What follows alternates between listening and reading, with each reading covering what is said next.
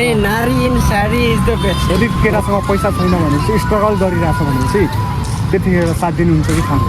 अब साथ दिने कसैले पैसा नभएको घर नभएको यस्तो के भन्नु?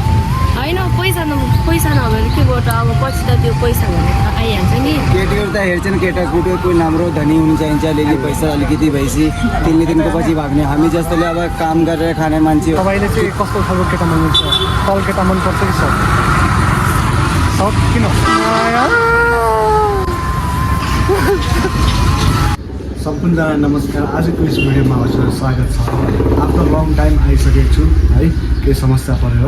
त्यतिले छाड्न खोज्छ कुन जब छोरी मान्छेले कसैलाई छाड्नु खोज्छ तब उसले मेसेजहरू इग्नोर गर्ने गर्छ अनि कलहरू इग्नोर गर्छ। कल गर्दाखेरि पनि म यता छु, मम्मीसँग छु, म टाइम मिल्दैन गर्नु भनेर भन्छ।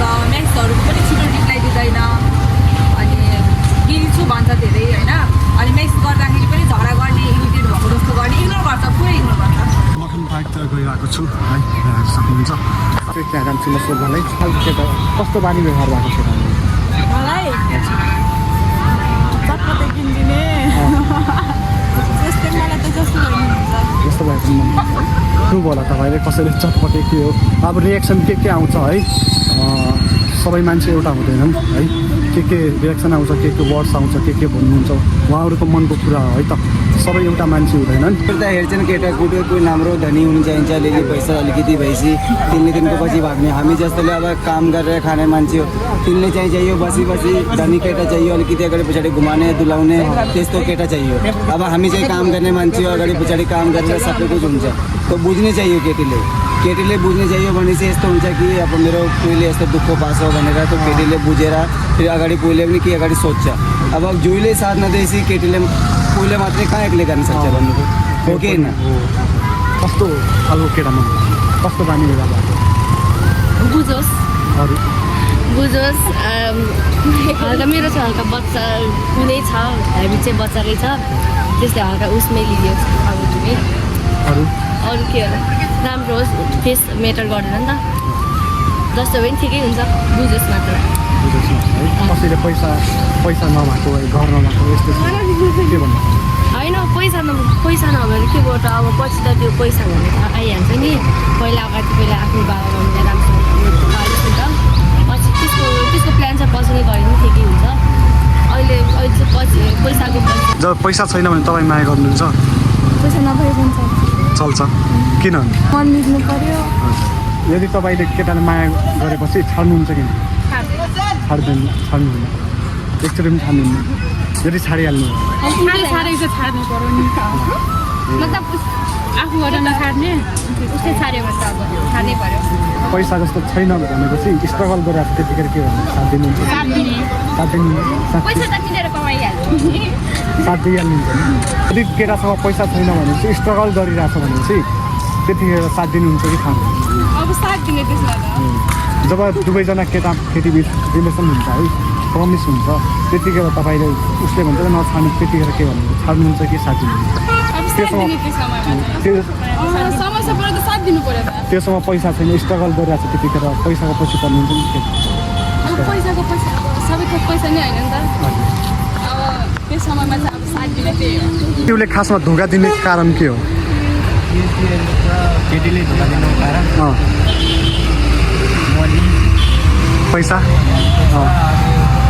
उनीहरूले जो राम्रो देख्यो नि त्यसैले रोज्छ नि।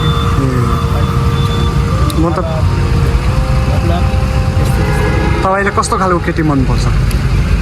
अब होस् न हल्का बुझ्ने बाजे सन्चै हुन्छ। केटाकेटीको लागि के भन्न चाहनुहुन्छ तपाईँ? जस्तो लभ परेछ केटाकेटीको, बच्चाहरूले केटाहरूले लभ गर्ने हो नि त, के भन्न चाहनुहुन्छ? उमेर भएपछि लभ गर्ने हो क्या। लगभग कति वर्षमा लभ पाउने? 20 वर्षसम्म काम दिएको छ। अब 22-23-24 वर्षमा होइन, त्योभन्दा कम गऱ्यो भने चाहिँ आफैले त्यो बताउने हो। किनभने अब आफ्नो करियर हुँदैन नि, बनाएकै हुँदैन नि त। अब काहीँ सेटलै भएको हुँदैन, पैसा कमाउने, पैसा चाहिन्छ कमाउने, चाकरी हुँदैन, भाडा हुन्छ, आमाबाउको पसिना खाएको हुन्छ। तपाईँले लभ पारेर बिहे गर्नुभएको छ अहिले त लगाएर त्यो जग्गामा त्यस्तै थियो मेरो एक्सेसरी भन्ने सप छ है यहाँ हेरिसक्नुहुन्छ यहाँ तपाईँहरू किन्न आउन सक्नुहुन्छ सपिङ गर्न आउन सक्नुहुन्छ है एकदम डिस्काउन्टमा है यहाँ हेरिसक्नुहुन्छ रिलेसनसिप छुट्नेको कारण के बुझ्ने विश्वास हुनु पऱ्यो एकअर्कामा अब किन त रिलेसन भनेको अब त्यही हो अब धेरै यताउता एक लभ पारेपछि यताउता नबोल्ने यताउता नगर्ने होइन त्यही त त्यही भएपछि ठिक छ नत्र पनि आजभोलि लभ केटारी खेल गर्छन् होइन आजको लभ पारे भोलि छुट्ने गर्छन् त्यो चाहिँ नगरिदिनु होला सबैले अब लभ भनेको र त्यसै नर्मली नलिनु होला कसैको जिन्दगी बर्बाद हुन सक्छ छुटिसकेपछि त्यही हो होइन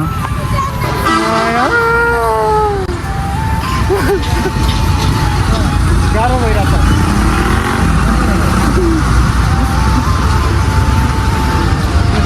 मेरो जिन्दगी किन यस्तो लामो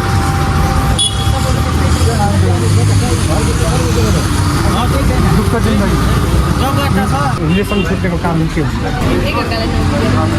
एकअर्कामा बसेको केटाकेटी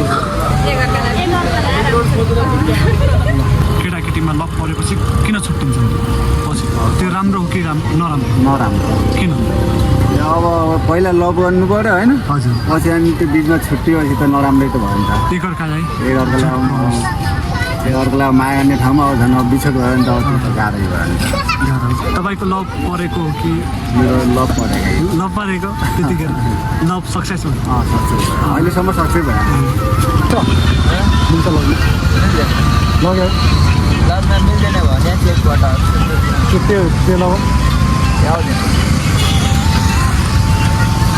कस्तो खान मन लाग्यो लग्छु क्या हुन्छ 50 दिन लगिन्छ एउटा आधी 50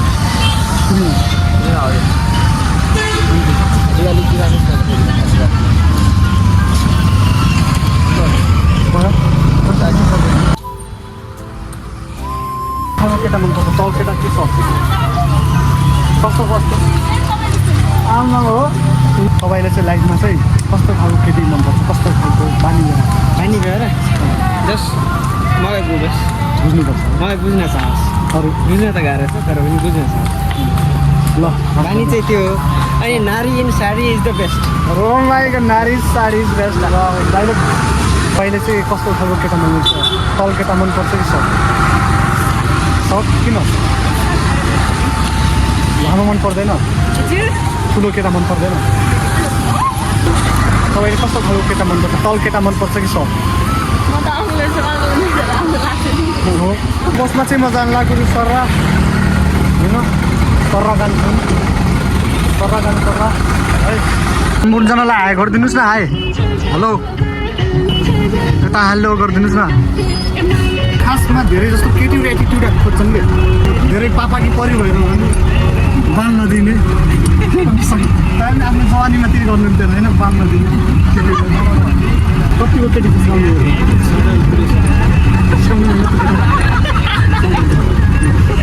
डिस्काउन्ट होला जवानीमा एउटा केटी डिस्काउन्ट होइन